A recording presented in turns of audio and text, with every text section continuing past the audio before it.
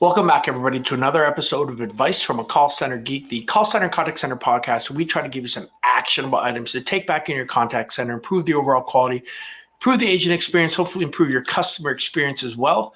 My name is Tom Laird. I am the CEO here at Expivia Interaction Marketing. Expivia is a 600-seat call center outsourcer located here in northwestern PA. How's everybody doing as I'm recording this? It's the week after Thanksgiving. I hope everybody had a great holiday. Kind of back in the grind after, what I like to call center Super Bowl, right? With Black Friday, Cyber Monday, and then that weekend in between. It's always really big for outsourcers, especially to have a lot of retail clients like we do. So it's been a lot of fun, but it's been a little hectic. It's always this time of year where I start to either reminisce about the previous year and think about what episodes I want to do that maybe has to do with that.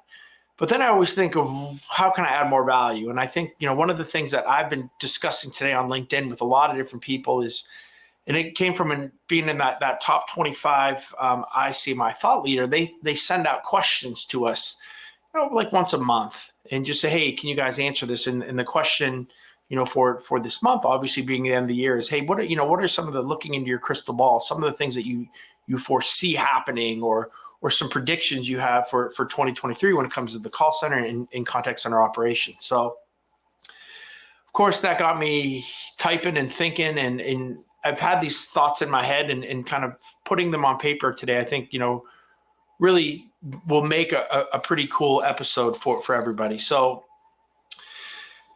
I have three kind of predictions that I think I've set on. I've probably had about 6 or 7 of them, but I think these three are things that I'm pretty adamant about.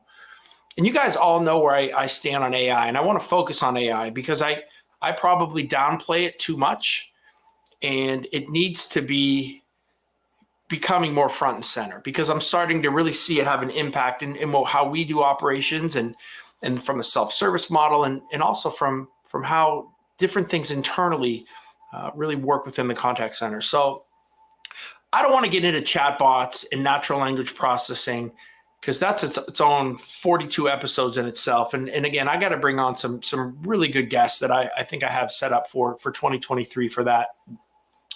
We can go back and forth on where we see the technology of where that is, the utility of it. Is it more of a frustration right now? I think we can have that conversation, but I don't want to do that today. I want to talk the positive aspect from my perspective on AI, and really the three areas that I see it having a huge impact in the contact center, especially as we look at 2023. The first is Agent Assist. Agent Assist is really something that I probably about 2 years ago, and that's how kind of new I think the technology was, at least for me. And then in 2022, having a bunch of people come on that were really smart in the space and really almost honestly just talked to me about it and really got me interested in it. So I've done a lot of deep dives into, Agent Assist, and I really see where this could have a huge impact. And it's starting to already have a huge impact in call center operations. When you're really using the words, right, the transcription of a customer and then in real time, using AI to pull out different concepts and different things in kind of the path of an agent and where they can go with this, and having kind of that big brother right with them as they're on these calls. I think it's just getting better. I'm starting to see, and I'm not going to name names, but I probably can name names after the first of the year. There's a couple really large telephony platforms that will be coming out with their own Agent Assist product. Right, there's a lot of third parties, and we've had a couple on here with Balto, with Level AI, but they're starting to see, these large telephony CCaaS platforms are starting to see it. So they've either developed their own, and one of the things that I see is a lot of these smaller third parties getting gobbled up, right? Because the technology that they've developed is really cool, and for a lot of these CCaaS players, it'd be much easier and probably more cost effective if they went out and purchased this technology. But I think you're going to start to see that more mainstream in 2023, and a lot more contact centers are going to be looking to implement it. I think when you see a downturn in the economy as well, it's almost a recession-proof piece of technology, right? Because I think it can make you more efficient.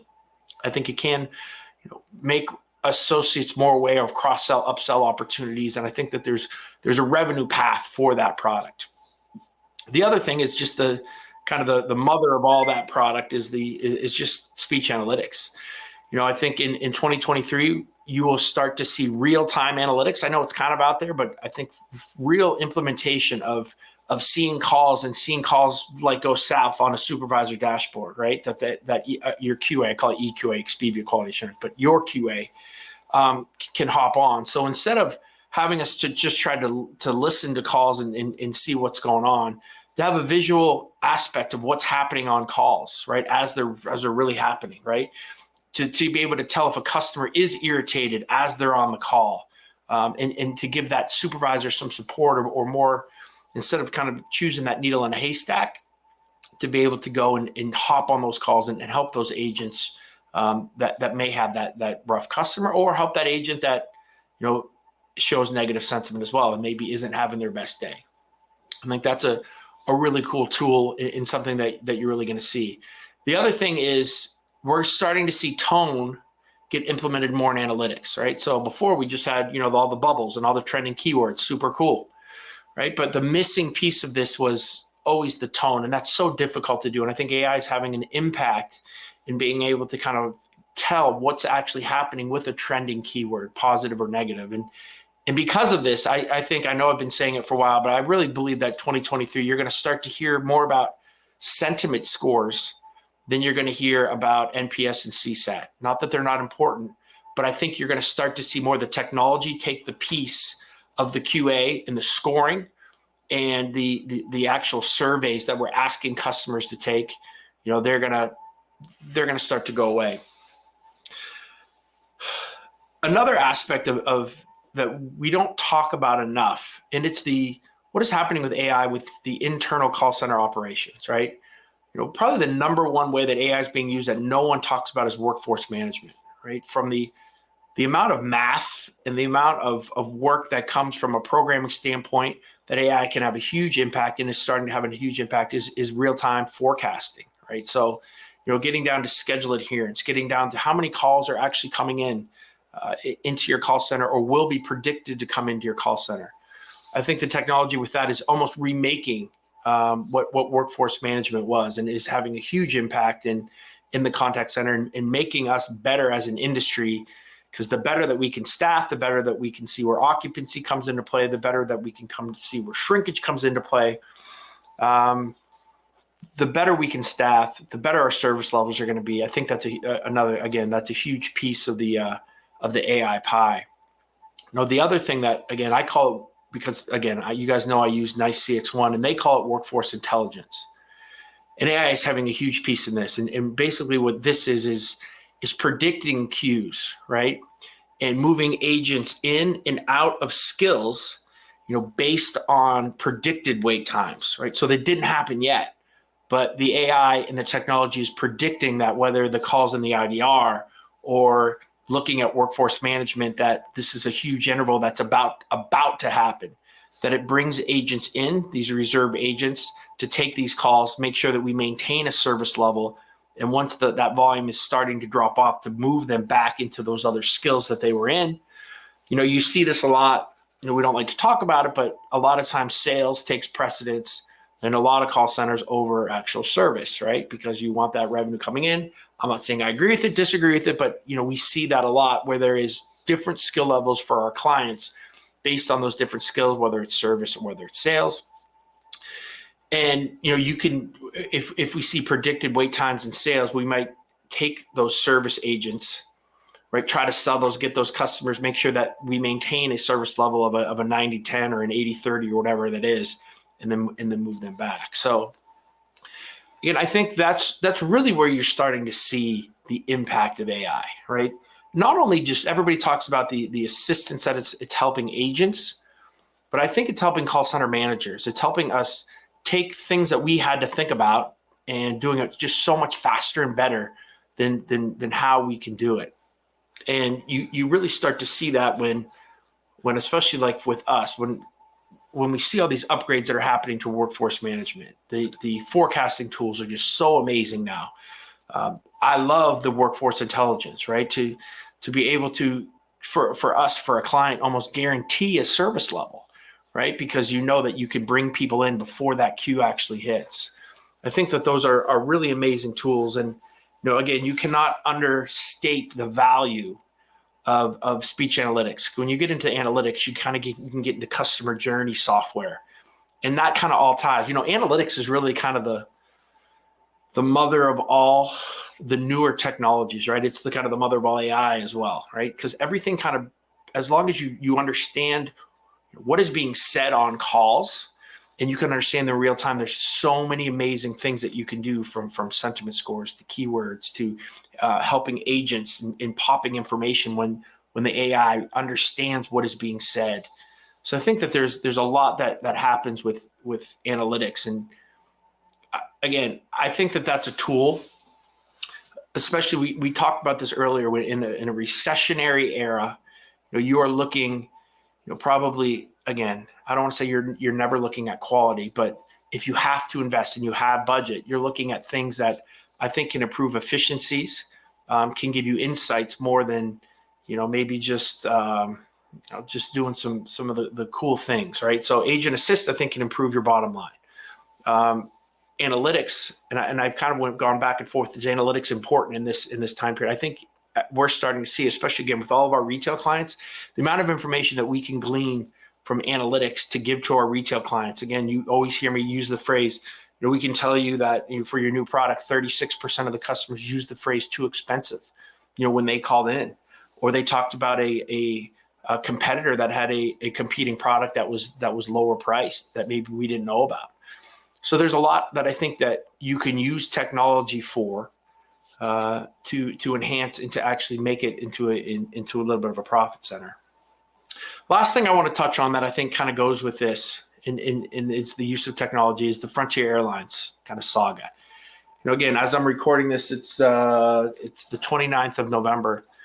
And, about a couple of days ago, Frontier announced that they were going to no longer do voice, right? So there's no call center that you can call, right? Everything is being done through WhatsApp, through digital, and all their social channels, chat.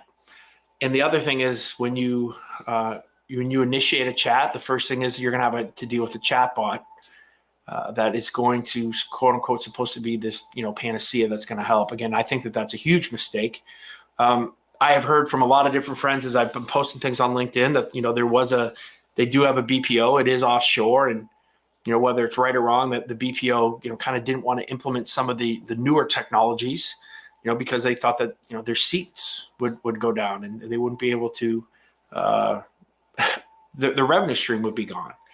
And I think we're losing track again of what technology is, especially what a BPO does. Our job is to support our clients and to support the customers the best we possibly can. If that means it's 150 seats, that's great. If that means it's 10 seats, that's great. I think that's why I love the boutiques, right? Because that's the mentality that we have.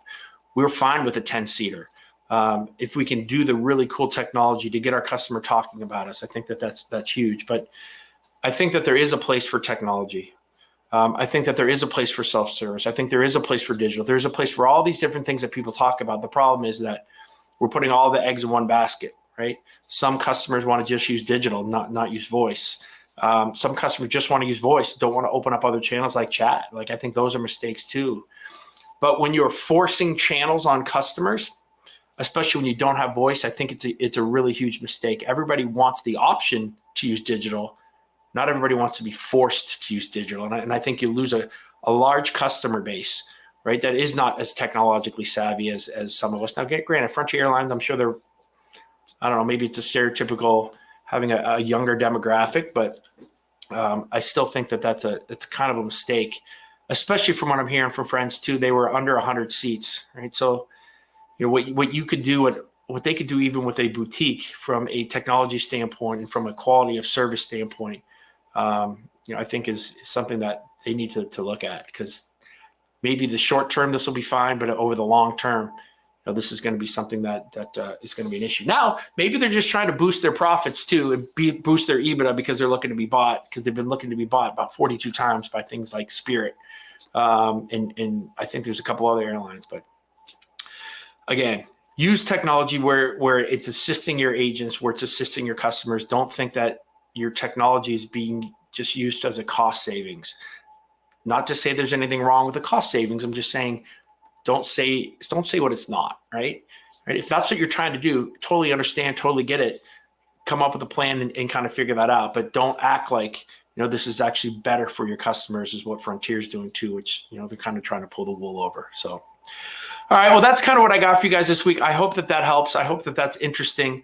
A lot of things to think about when it comes to your budget for next year from the technology stack. If you have any questions, I'd love to help you with it. I'm more than happy to kind of consult or do some free stuff to talk to anybody who's a podcast listener to see if I can, give you guys any value when it comes to some of the things that we're utilizing in our contact center right now, and what would be the most bang for your buck when it comes to looking at 2023, which could be kind of a rocky year. But again, I hope that helps you guys, and I'll talk to you all next week.